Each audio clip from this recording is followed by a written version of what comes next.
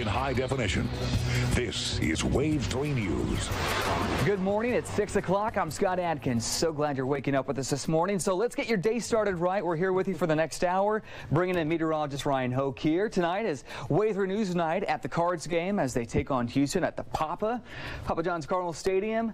We are going to talk about tomorrow's threat of severe weather in a little bit later, but first, let's talk about tonight's Let's get through today first, right? Let's get through the good stuff. If you're heading out to Papa John's Cardinal Stadium, might want to take the poncho. A few isolated rain showers are possible, but temperatures will be in the 60s, so very warm out there. We are starting out warm this morning, around 50 degrees across much of the area, but you'll notice on the left-hand side of your screen that green color, those warmer temperatures that are slowly working their way into Kentuckiana. It's a little bit warmer out to our west with 52 in Evansville, but here locally, about 50 degrees right now in Austin, 47 in North Vernon, and 48 degrees in E-Town at this hour. Here in the Louisville area, 50 degrees as you're seeing a view from our Wave 3 News tower cam. There you can see some of those clouds being illuminated by the skyline there, and that's going to be the case as we go throughout the morning as we have clouds streaming in from the southwest, so that'll mean a mostly cloudy day for us across Kentuckiana with temperatures, wow, getting into the middle 60s by 4 o'clock. That is a very warm day, but with any warmth this time of year, we do have to talk about the potential for severe weather. The Storm Prediction Center has issued a moderate risk of severe weather for tomorrow afternoon through the evening hours. We'll be tracking this as we go throughout the next day or so and have an update for you here in just a few minutes. Scott. Look forward to it, Ryan. It's 6:01. A mother and son were killed in what police believe was a double murder-suicide. The boy is the son of a Meade County Sheriff's deputy. Investigators believe it's an isolated case stemming from domestic violence. Our coverage continues in Brandenburg with Wave 3 News reporter Katie Bauer.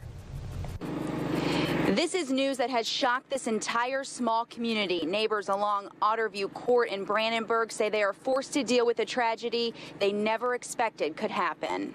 A teddy bear sits at the bottom of a tree outside of a house where inside 3 people were found shot to death.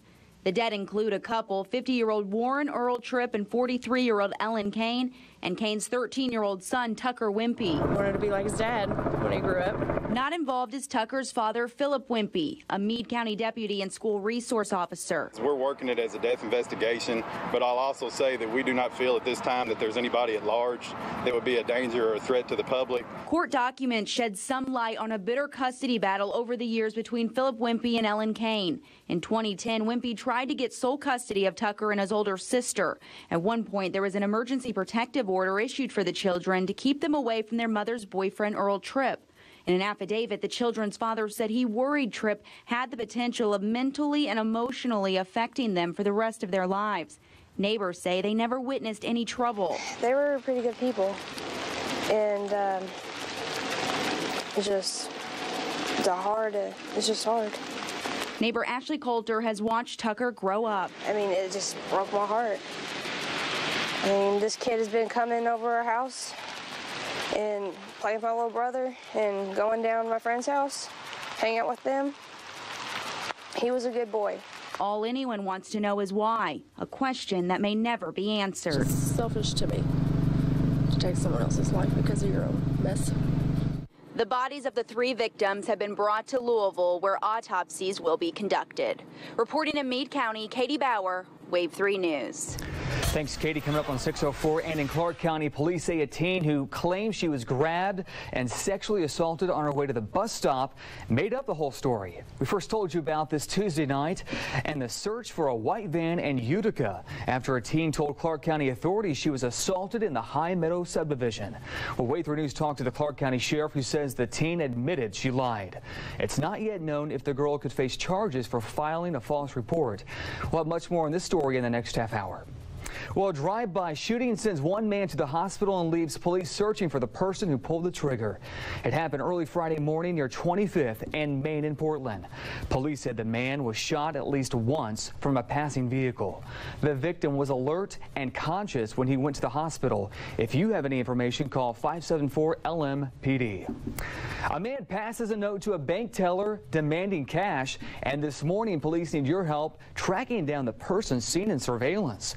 It happened around 4 o'clock Friday. Police say he walked into the Old National Bank on Shelbyville Road and then handed a note to an employee. Police say the note indicated he was armed. Call 574-LMPD if you have any information on this case as well. Well, new on Sunrise, just a week after a Navy veteran was stabbed, robbed, and left for dead, a suspect is in custody. In court, Henry Stacey looks a lot like the composite sketch that police released Monday, trying to zero in on the person who killed Navy veteran Tom Rogers. The 74-year-old's wife found his body in their Lexington home. Police say Stacey stabbed Rogers, stole cash, jewelry, and a gun he later sold for drugs. We were able to get some very promising leads in the days that followed. We knew that there was a suspect out there. Stacey has arrest records in 7 Kentucky counties and is now charged in Fayette with murder, robbery, and tampering with physical evidence. Authorities say the victim and suspect knew each other but did not give any other details. Coming up on 606 here. Well, the family of a Kentucky woman killed in a hit and run thanks police for a quick arrest, but they say they still have a lot of questions. Police found a damaged SUV matching the description of the one that hit and killed Linda Wilhoit Wednesday night. It happened 2 miles from where her body was found. I'm pretty hurt because he did this to my family, but I think the question that mostly is on my heart is why.